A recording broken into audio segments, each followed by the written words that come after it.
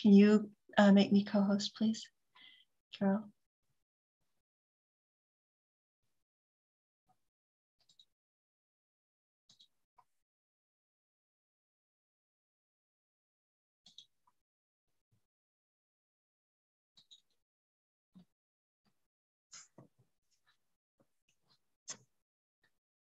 So I'll begin with the homage, refuges, and precepts. And please feel free to join your voice to mine, even though you're on mute, if you wish to say them out loud or just receive them through hearing, read the English, whatever, however you want to participate in this.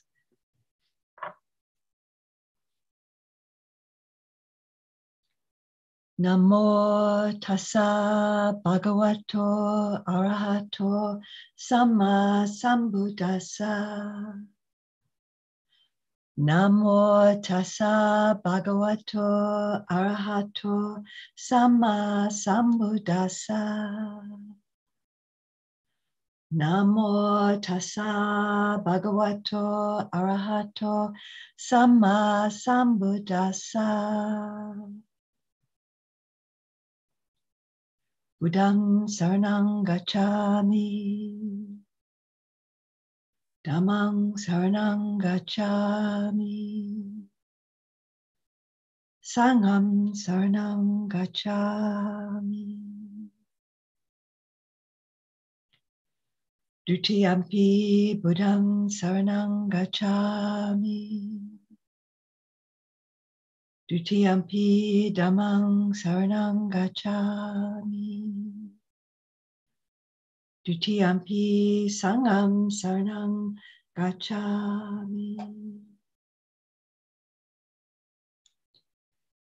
Tatiyampi buddhang saranang gacchami. Tatiyampi dhammang saranang gacchami. Tatiyampi sangham saranang gacchami.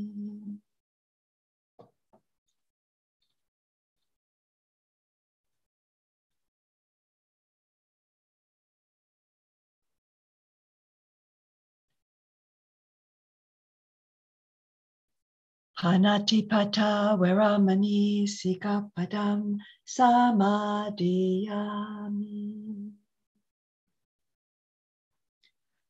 Adinadana veramani sikapadam samadhiyami. Kamesu michatara veramani sikapadam samadhiyami.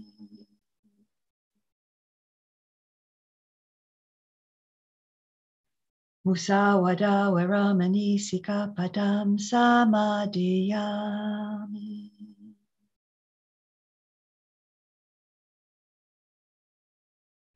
Sura maraya maja pamadatana veramani sikapadam samadhiyami.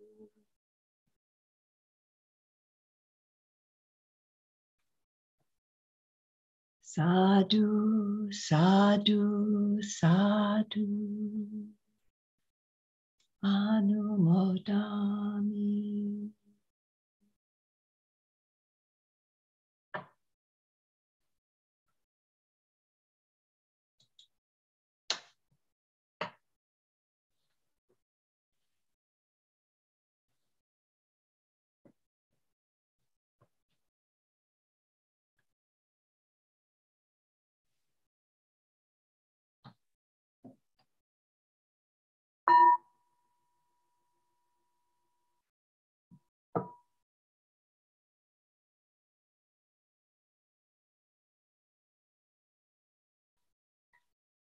Please take a posture for meditation. Whatever posture feels most supportive to you today, in this moment. Whether that may be sitting or lying down or standing.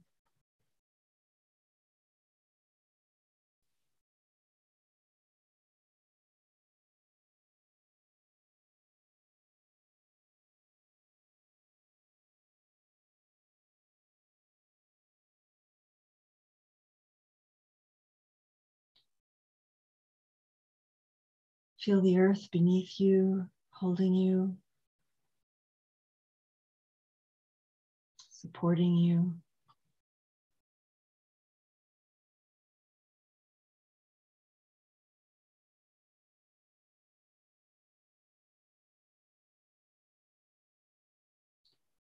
As you begin,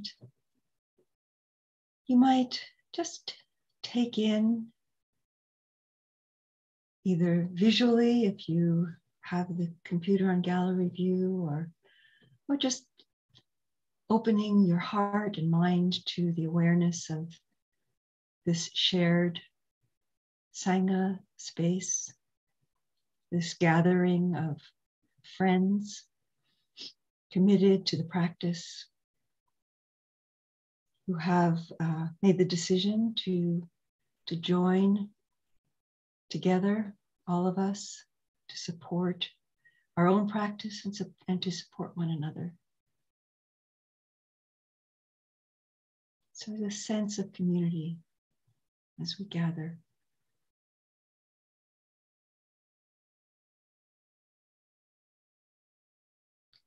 And that we are committing ourselves to practice,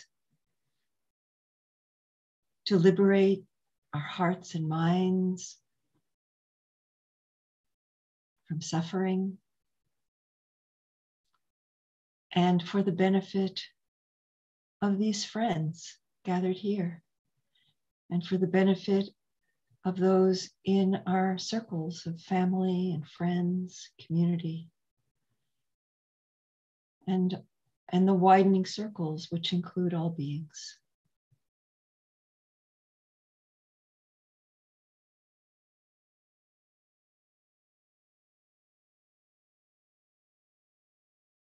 That our practice benefits all.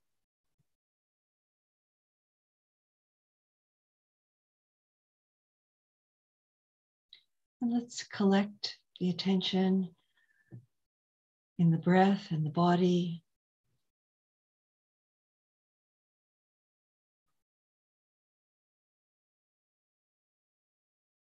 Feeling the in-breath and the out-breath. If it's helpful, focusing that attention in a particular place, perhaps in the nostrils or the chest or the belly, hara.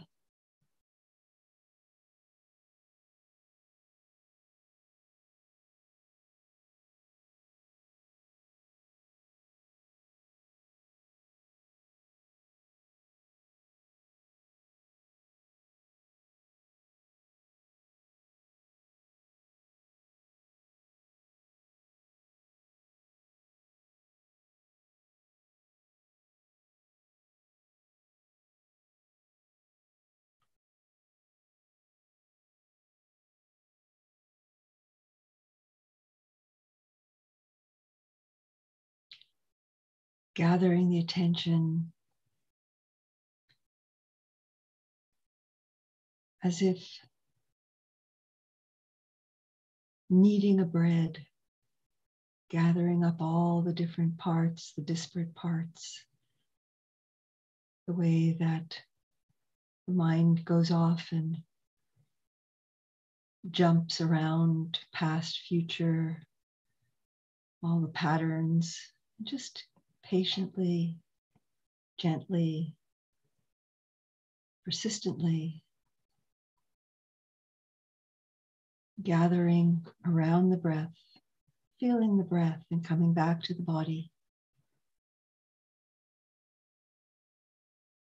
feeling the whole breath in the body, beginning, middle, end of the in-breath,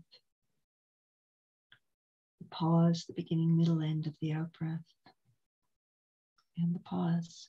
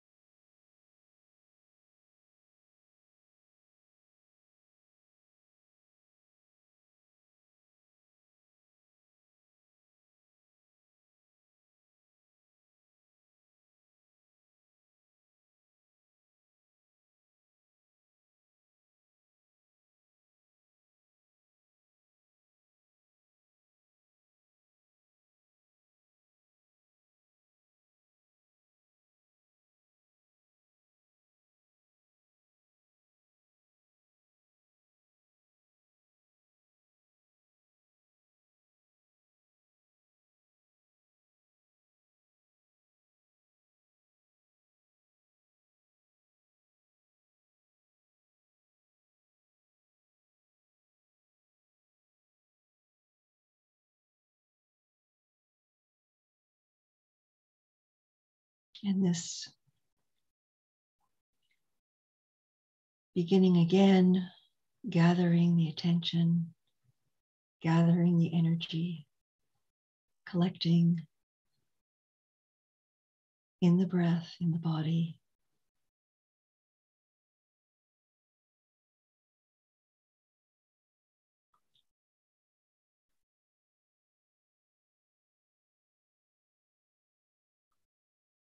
Is a kind of arriving home to the body, to an embodied awareness.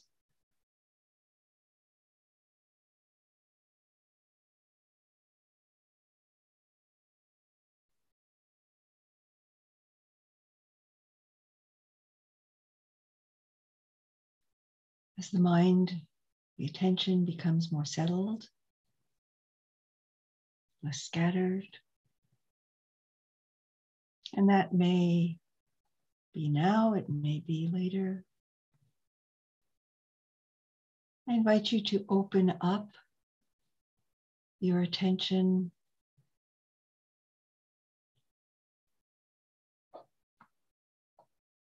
to a wider focus of the whole body.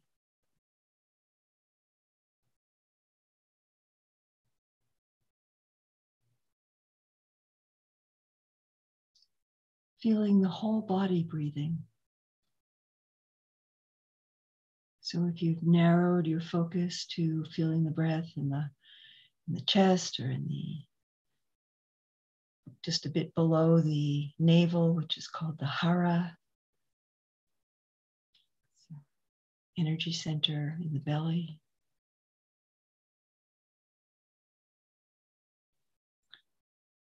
You might open it up to include the whole body. And the in-breath and the out-breath is still being felt. Maybe it's more in the background or on the periphery. Just feeling, experiencing that sense of the whole body present, alive, as an energy field.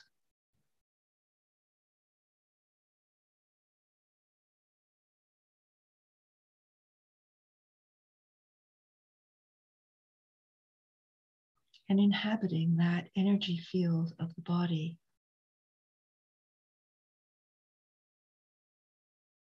with awareness, presence.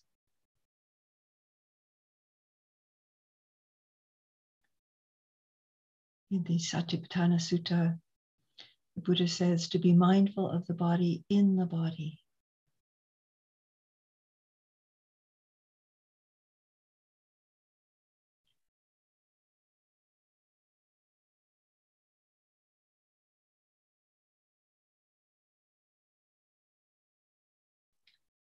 And in the same discourse, the Buddha talks about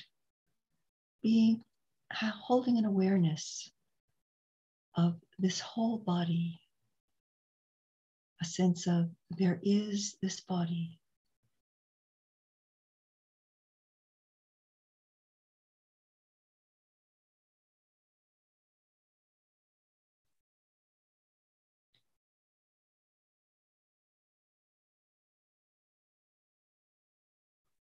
Notice how this body, awareness, presence in this body manifests for you.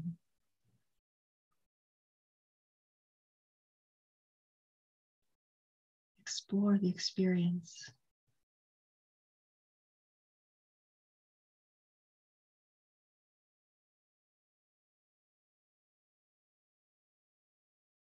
Do you feel that it has solidity or a kind of fixed boundaries? Or does it feel more open?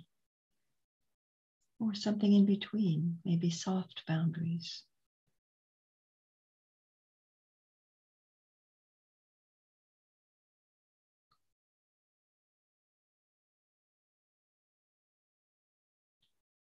Do you experience a kind of luminosity in the body? Maybe in some places and maybe other places more in shadow.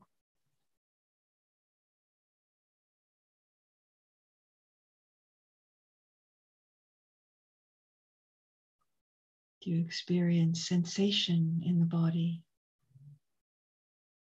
Tender, tingling, sore,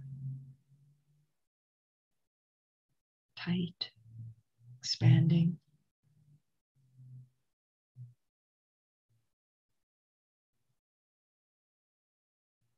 Changing, dynamic.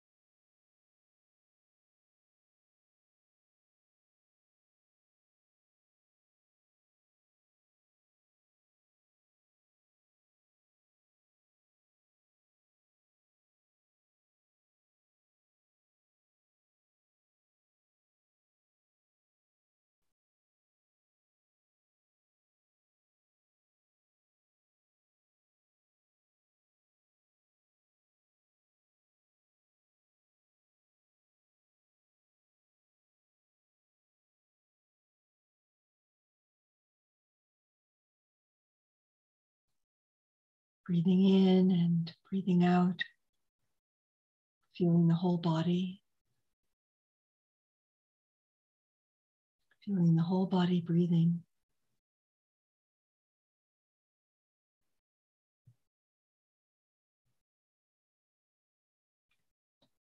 You may notice that there's tension in the body, maybe in the throat or around the heart or the belly or some other place.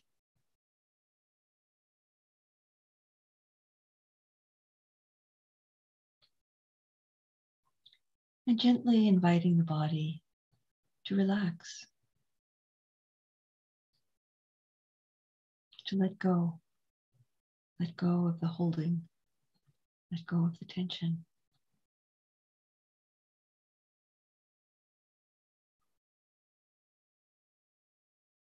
It's an invitation. The body might let go a little bit, not at all.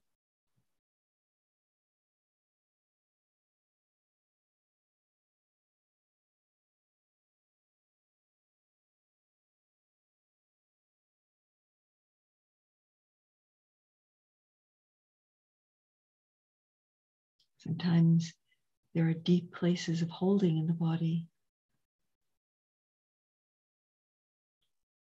that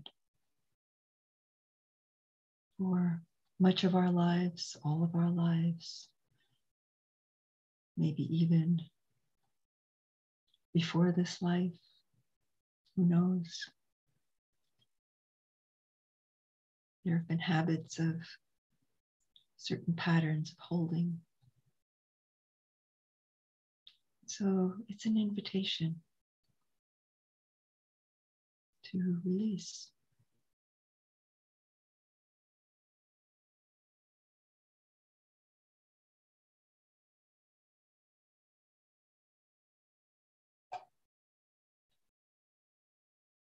And the invitation comes from a place of space.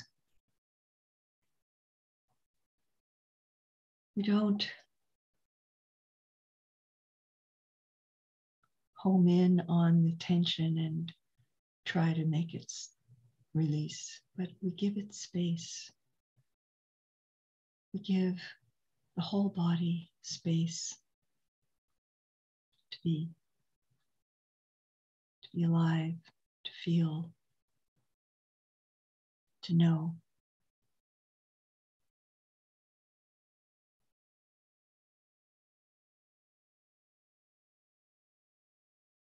To be whole.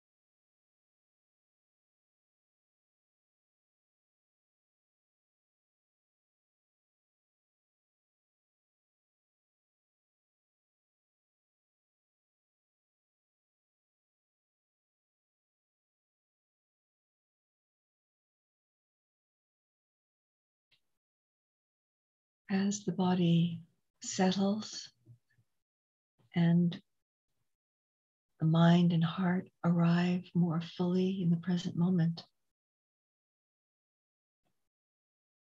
you might notice a quality of joy,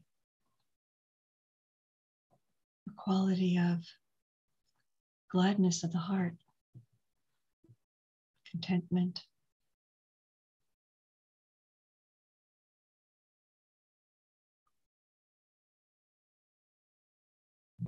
And it's helpful if this is in your mind stream, if this is manifesting for you in your awareness.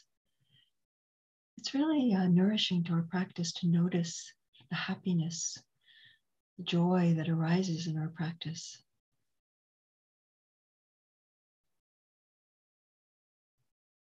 Nourishes the heart, soul.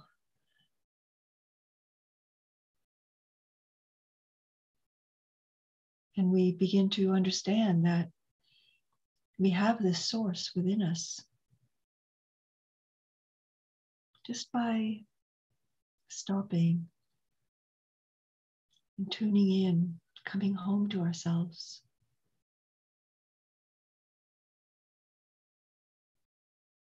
Being present.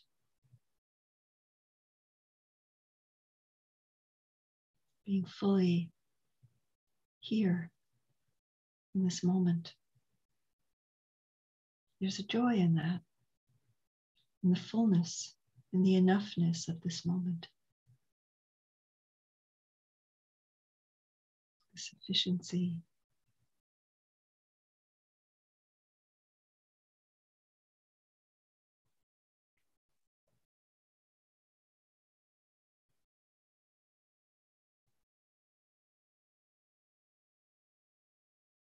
Just this breath. Just this presence, embodied presence.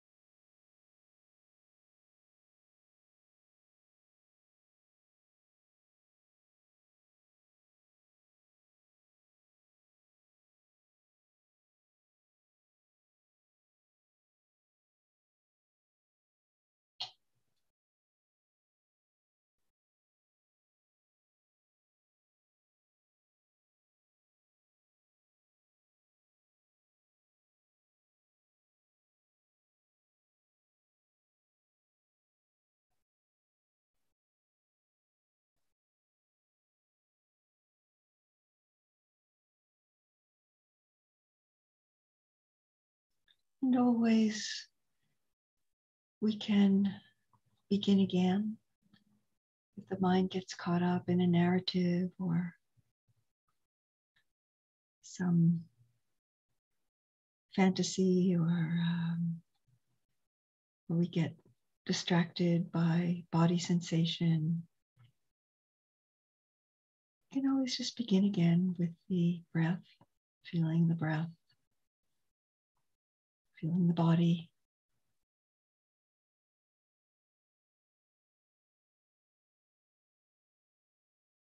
Collecting the attention.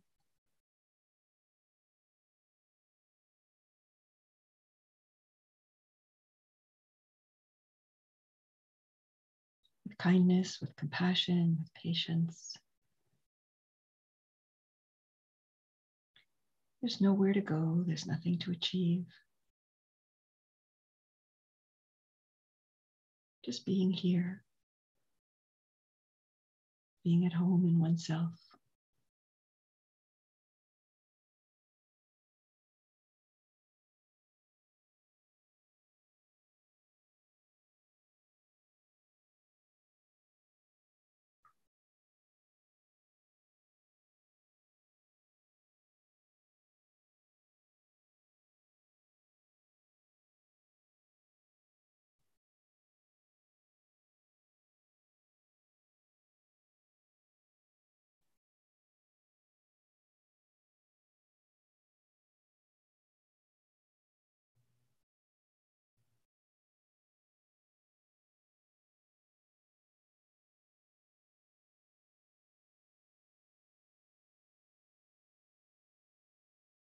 And as we come to the end of this practice of meditation,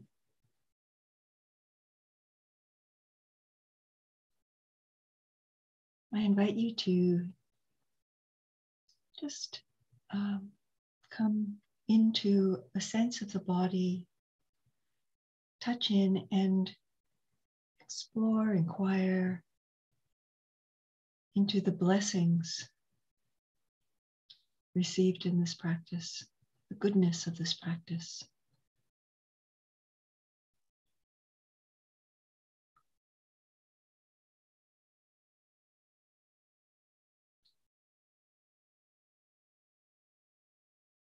In Buddhism, there's a word merit,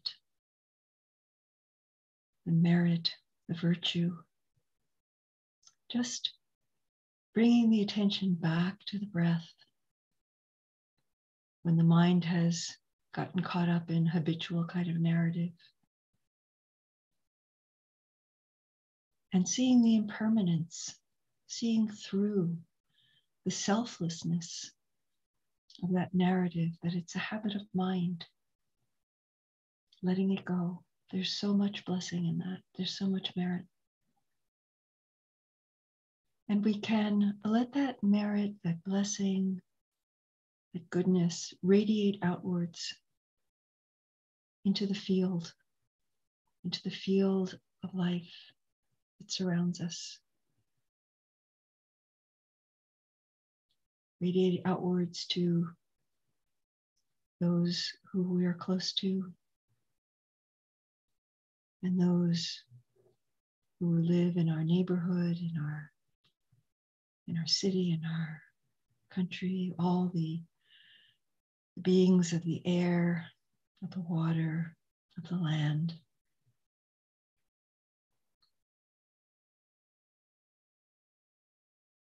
Radiating kindness, love, blessing, the whole world.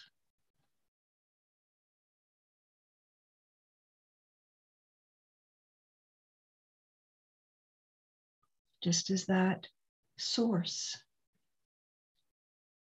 of happiness, of joy, wisdom, and of love reside within you, you have the capacity to radiate it outwards to others.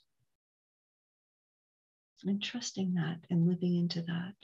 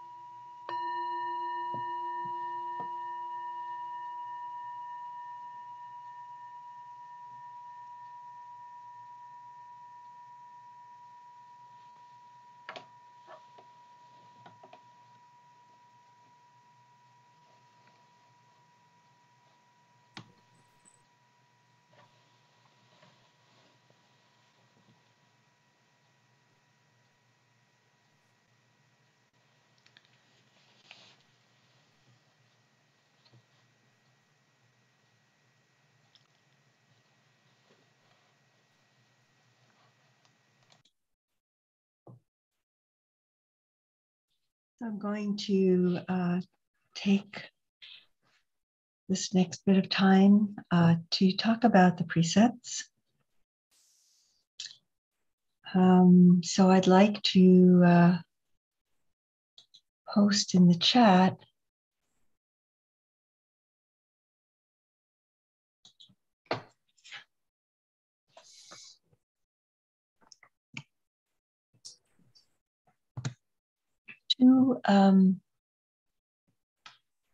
Two links to the precepts, and as I'm just briefly repeating things that I've said over the last few weeks.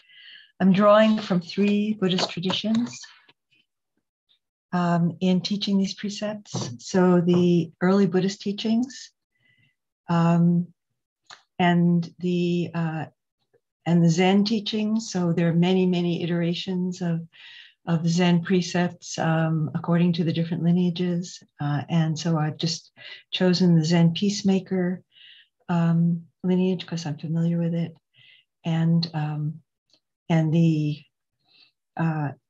Tibetan tradition. And I'm familiar with some of them, but I'm currently practicing most personally in the Bön Buddhist, which is includes the indigenous Tibetan kind of spirituality, as well as the Buddhist framework of freedom from suffering, freedom through non-clinging. So there are 2 links. One of the links gives those 3 traditions written out separately, and the other link kind of combines them, integrates them. And so I'm not going to open it up, but it's something that you can open up if you want to look at it, and we'll be working with it. I'll be posting it again over the next as we're dealing with this over the next few months, and so you'll have access to it. So precept practice is I'm going to emphasize this. Precepts are not rules. So when we talk about precept practice in Buddhism, we're not talking about following rules. Some of them are stated in terms of what we refrain from doing, and some of them are stated in terms of both what we refrain from doing and what we cultivate. It's not about shame and blame, and we have to really, I think, unlearn this mindset about ethical practice, because we have such a tendency to get into this guilt and shame and blame, and I didn't live up to, the precept and so on. They're trainings, and the most important basis of our training is this practice of mindfulness, of awareness, of cultivating awareness.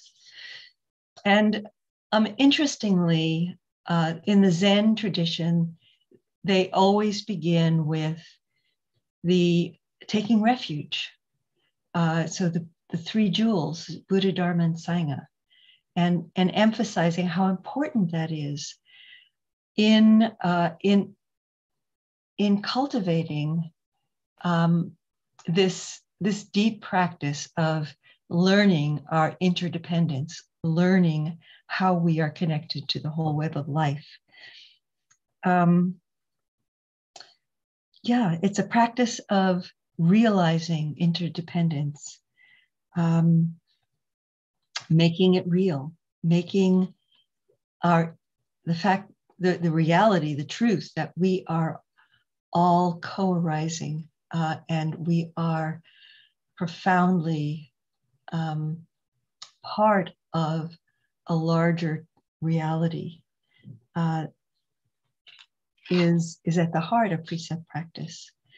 I was at a training this weekend, and there was this teacher, Zen teachers, Joan Amari, and she said, And I'm not sure if she was quoting somebody or if this was her statement, but I wrote it down. Precepts are a practice of healing and returning to wholeness again and again. So when we are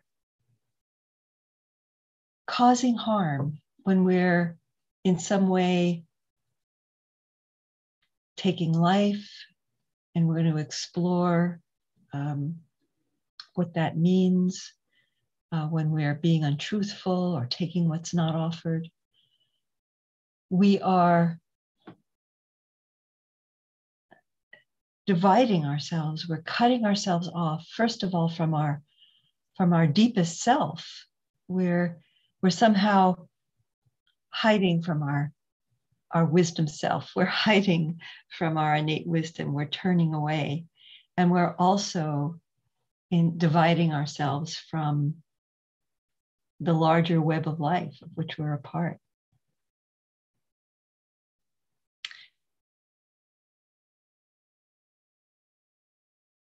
So another teacher that Joan quoted is Reb Anderson, and he has a book, Being Upright. And he says, the practice of the precepts is being in conversation with ourselves, with others, and with phenomena. So in this conversation, we're not only including sentient beings, or we're including what we think of as non-sentient. It's all connected, because we might think of water as non-sentient, but here goes. That sip of water is now part of my life. It's now part of me, and so it's all flowing through us. Life is a flow, and when we disconnect ourselves from any part of life, we are in a subtle way doing violence.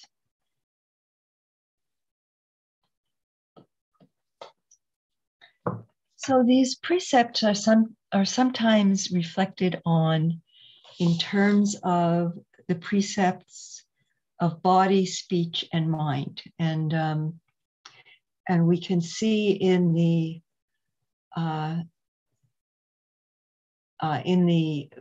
Tibetan iteration that they are clearly divided into body, speech, and mind, and that is, I think, helpful to reflect on them.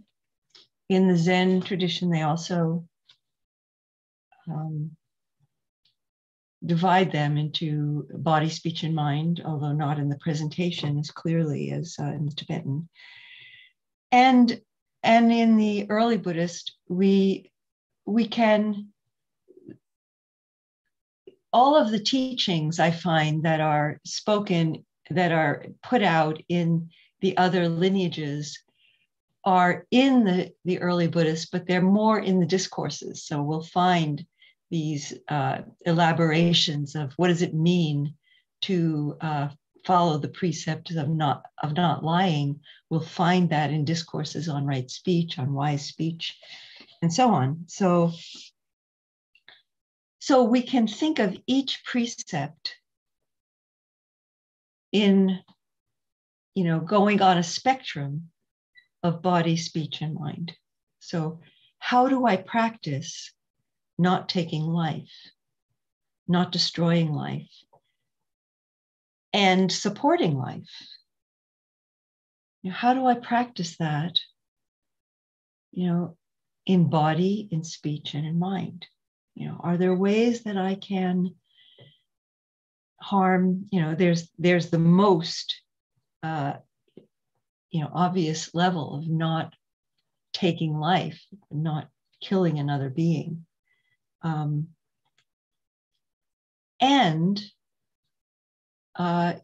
I can cause harm to the life of another through speech or through my attitudes, through my mind, which comes out in my behavior and comes out in my choices. So looking at that first precept for a few minutes.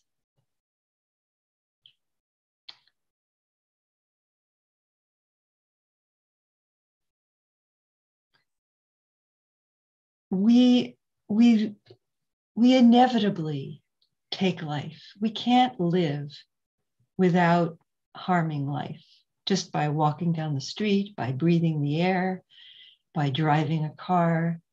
There are microscopic beings that are in the water, in the air, on the ground, insects on the ground.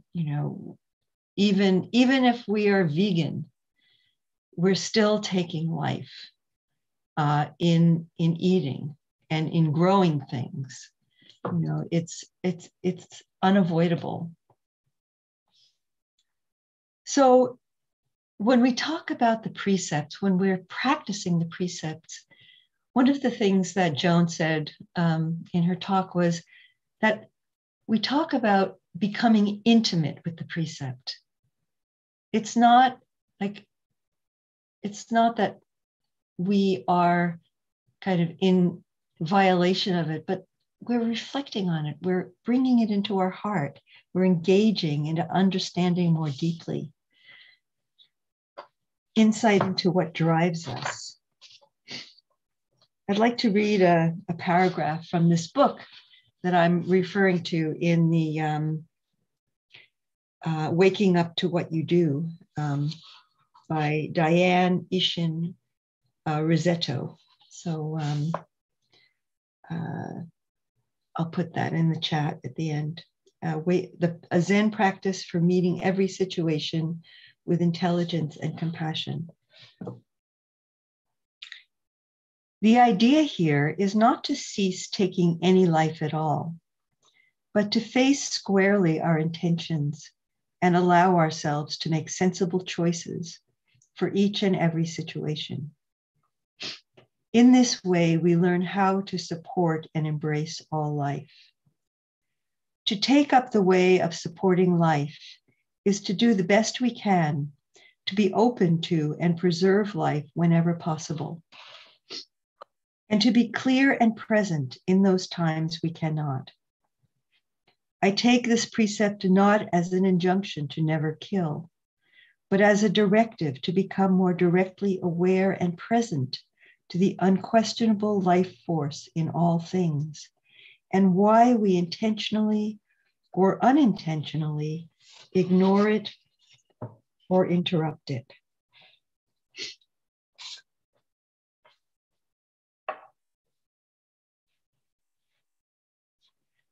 So it's an invitation to be awake and present in what we do, and be willing to change as our conditions change and adapt. Think about it. And there are no guarantees that we're going to choose the right thing. It's commitment to stay attentive and honest. Like, for example, in my garden, it's always a balance. Like, how, are there ways that I can allow my garden? And I'm thinking about gardening, even though it's still February. I can allow my garden to thrive and protect it, keep it in balance, with a minimum of harming the insects that want to devour, all of my flowers and are there ways that maybe I can take action early in the spring to prevent the soil from becoming, conducive to certain kinds of insects. So there are questions like that we can we can contemplate. So, so thank you. I'll end the formal talk now, and then if you need to leave, then please